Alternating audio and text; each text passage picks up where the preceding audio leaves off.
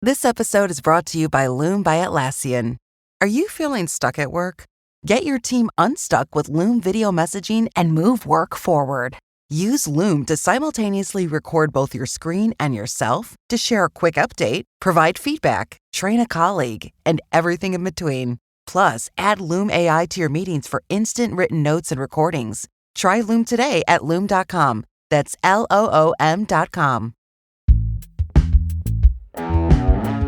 Today on CityCast Boise, there's a certain beauty culture that's been expected in LDS circles in Utah for generations. But in Boise, do those ideals have the same influence?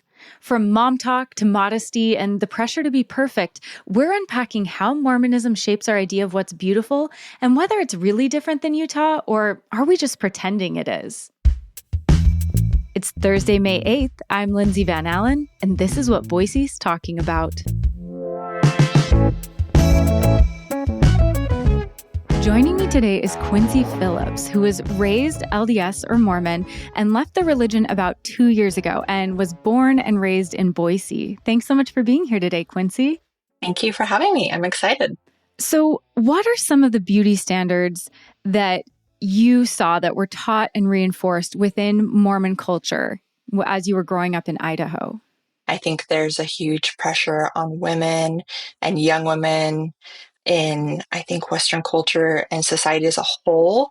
But I think within the Mormon culture, it's exacerbated even more just because women and young women are taught that we are a prize and the only way we can, achieve external validation and exaltation is by getting married and finding a husband.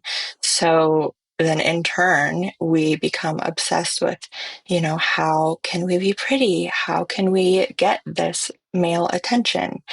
And then you throw in modesty and purity culture into that too. And then it adds even more of this idea that we're always just being watched and our bodies are being watched and we're being scrutinized all the time. So I think there's just a lot of pressure to be the prettiest and most attractive woman that you can be. Yeah, I definitely want to dive into this idea of being a prize because that's something I'm also ex-Mormon. That was something I felt really strongly. What are some moments that you were like, wow, my job is to be beautiful for my husband or for my future husband or to be this prize? Because I have a few, but I'm really curious what some of your experiences were. You would hear the young men being told, the more righteous you are, the prettier your wife will be. And young women were told in Young Women's, it was like a race to see whoever wanted to say the prayer, everyone would raise their hand first because the more prayers you would say, the more handsome your husband would be. So it was always just like marriage was the end goal. And that is something I experienced in church. I think my experience growing up, though, maybe was a little unique, where in my home, though, marriage wasn't like the goal.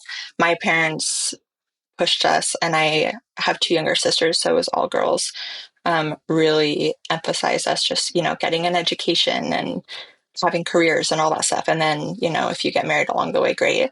So I kind of got two different experiences.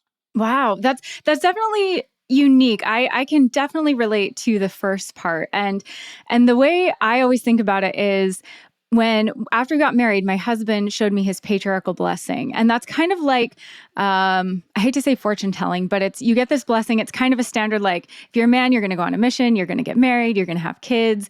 When you're a teenager, anywhere from 12 to 18, and someone called a patriarch this is their specific job. They'll come talk with you a little bit.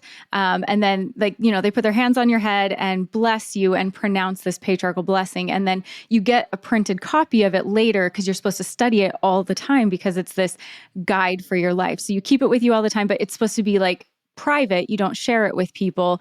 It will talk about your future spouse. Mine just said something like, you'll marry an honorable man, but my husband said like, I'd be pretty. So I think there shows that prize element or that heavy focus on marriage and being a prize really permeates the culture.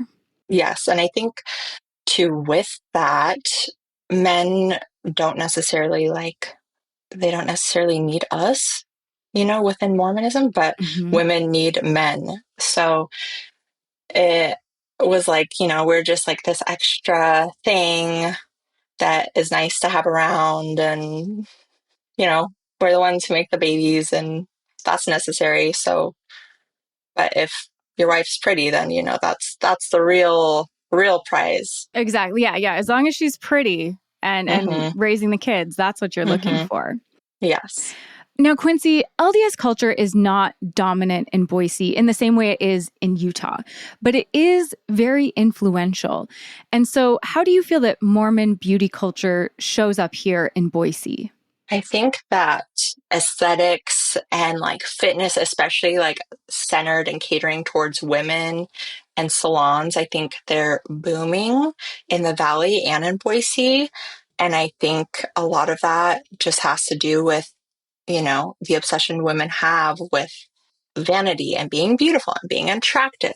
And I think a lot of that is influenced by social media and Western culture, but a lot of it is bought into even more and supported even more by LDS women as a way to, attain prestige and attain attention and attain beauty. But I think a lot of it is just, it's the people who can also afford that too, because there's a lot of people who can't. So that's a whole other thing. Yeah, no, I definitely the markers that were always very distinct for me were there was a lot of emphasis on being thin, a lot of the Fitspo kind of stuff. Lots of I think we see a lot of this on the Mom Talk show Mm-hmm. and crowd. Like I think they Mm-hmm. made a very distinct impression of it's a lot of the perfectly curled hair, having hair extensions, like, the very thin body, but then also some plastic surgery. And it's kind of all of this very like, it almost felt when I was LDS, there was this heavy pressure to always focus on presentation. You needed to look good all the time. Lulu leggings. You aren't going out looking sloppy. You're wearing your Lulus. You have to, look very put together all the time. Your house has to look put together. Your kids have to look put together. But I agree with you. There was kind of a distinction where there was the women who could do that a lot of times because they had money and resources, and the women who couldn't. And is that something else you also noticed in Idaho or growing up in Boise?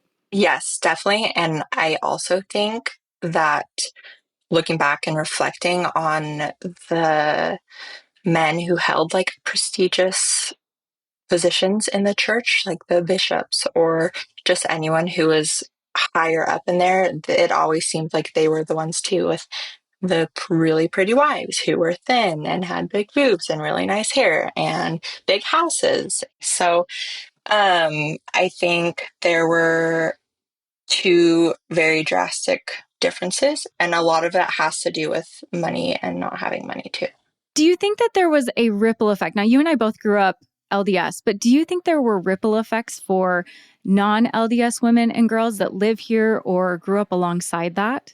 I mean, like, I'm sure LDS women and LDS girls grow up with like an obsession about their appearance and about their bodies. And so I'm sure hearing us always fixated on that would rub off on them. It's hard to know because I was not one of them, but I would imagine so.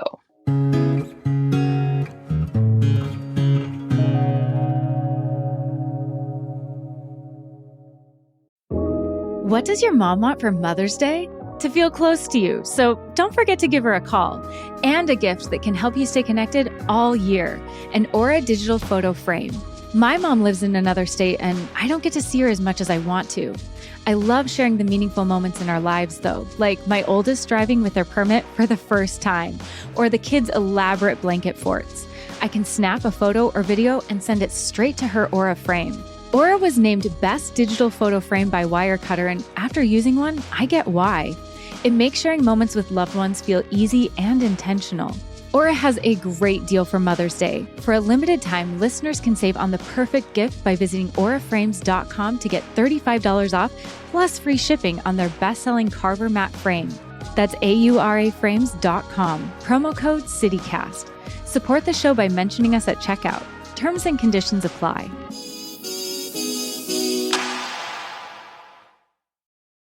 This episode is brought to you by Buick. When you have 4 new tires, every drive feels fresh. Right now, buy 3 select tires and get 1 for just $1 during the Buick Certified Service Fresh Start Tire Event. Visit Buick.com/service offers or see dealer for full details. At participating U.S. GM dealers only, highest or equal value tire will be $1. Offer ends 5/31/2025. Not available with other offers. Quincy, what were some specific church teachings or doctrines that you believe explicitly or implicitly promoted these very specific beauty ideals, or that women should aspire to be beautiful within Mormonism? I did like a little research, and right on the church's page and under modesty, there's this little blurb that just talks about in dress, grooming, and manners, we should always be neat and clean, never sloppy or inappropriately casual. So no sweatpants.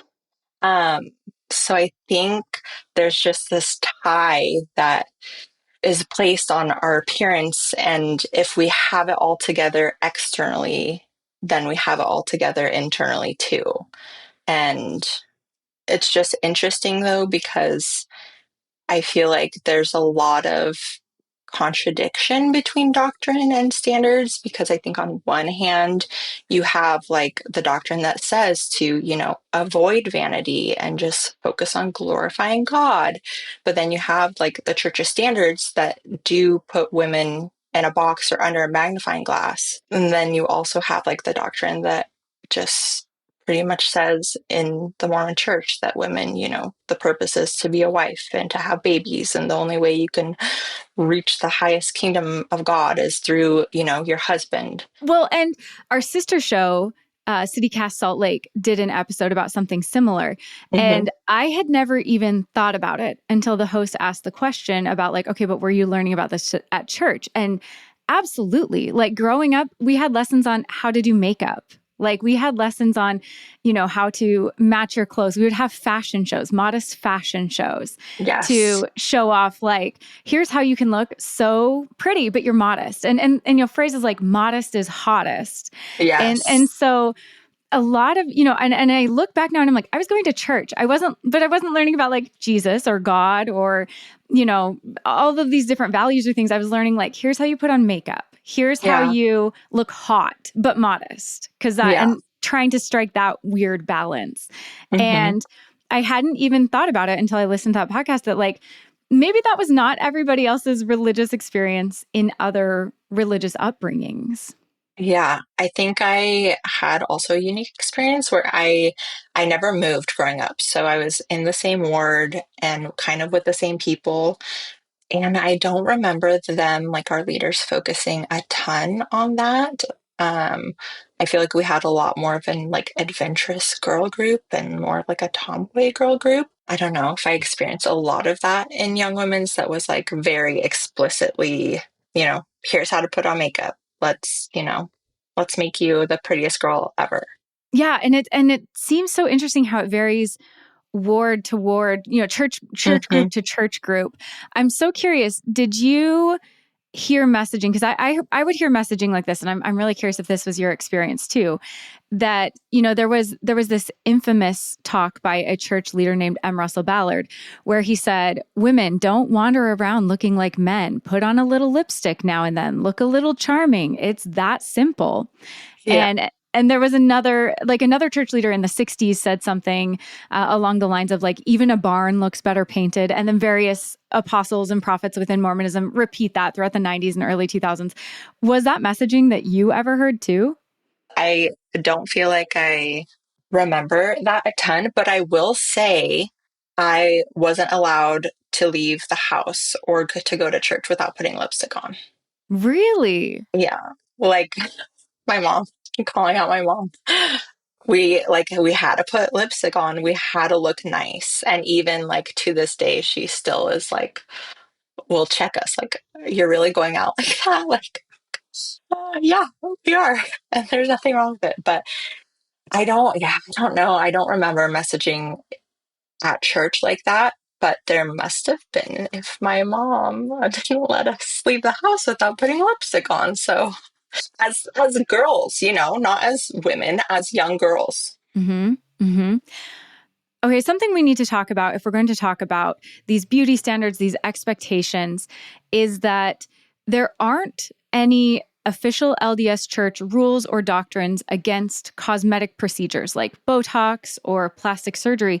But growing up, there were clear guidelines against self expression procedures like tattoos or certain piercings. Why do you think that there was this dichotomy between these different types of procedures? Yes, so this is something that's super interesting to me.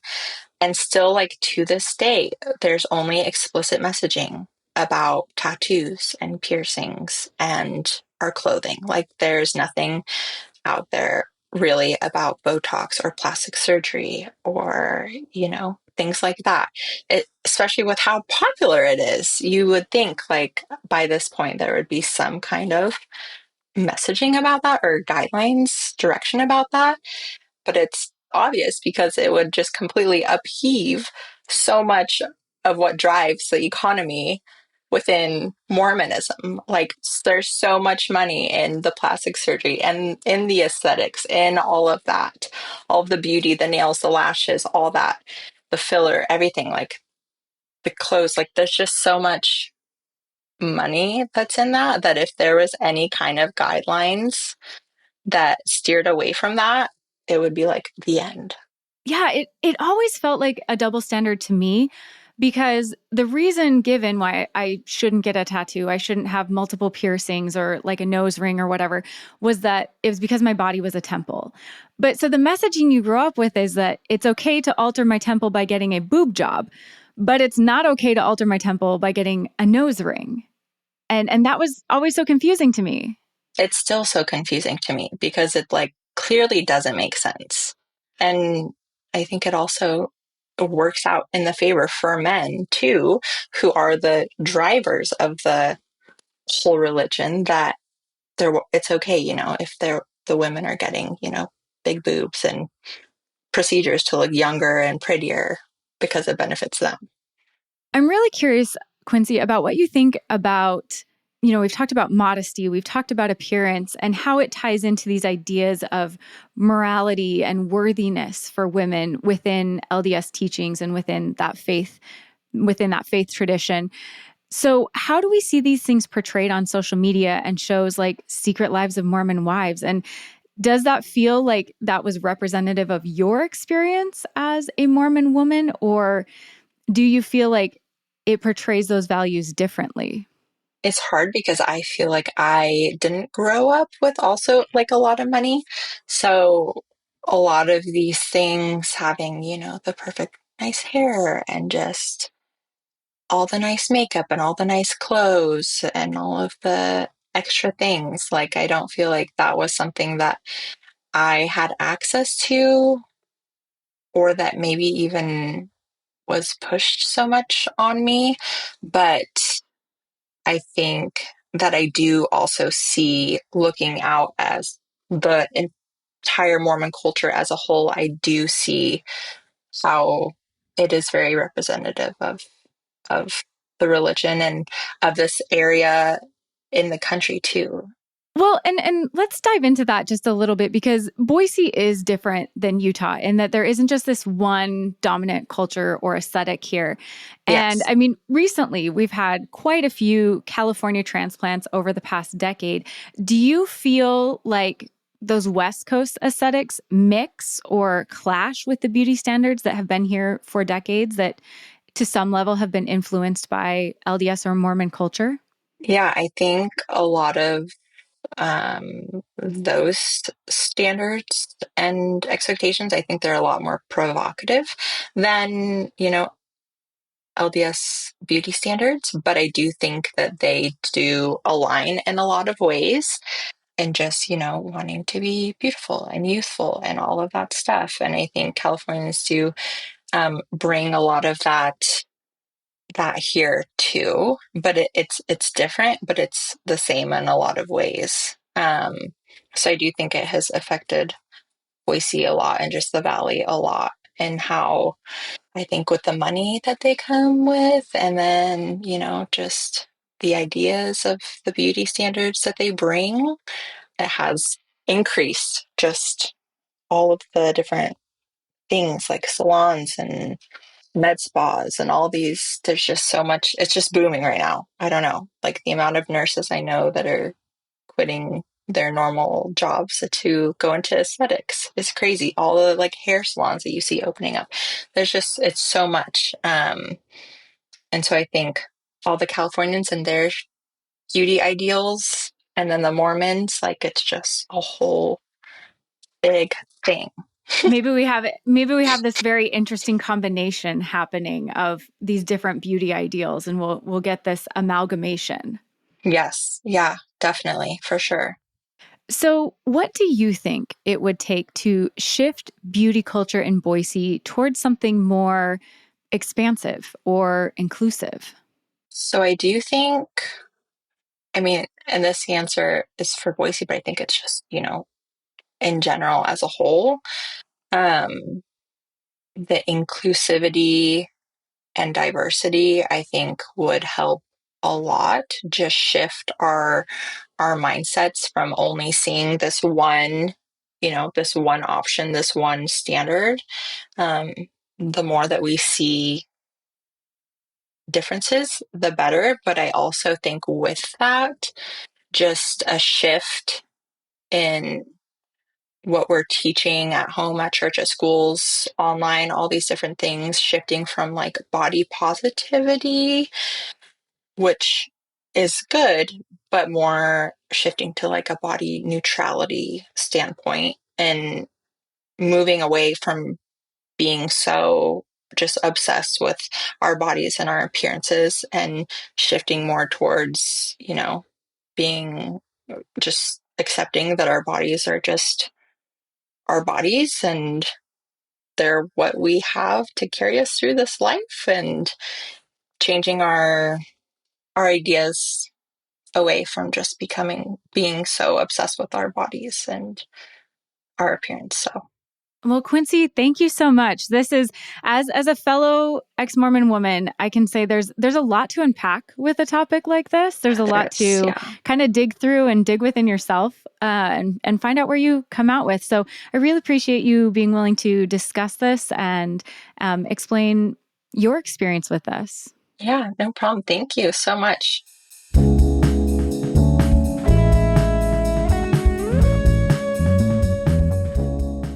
That's all for today here on CityCast Boise. If you enjoyed the show, don't forget to subscribe to our Hey Boise newsletter. We'll be back tomorrow morning with our Friday news roundup. Catch you then.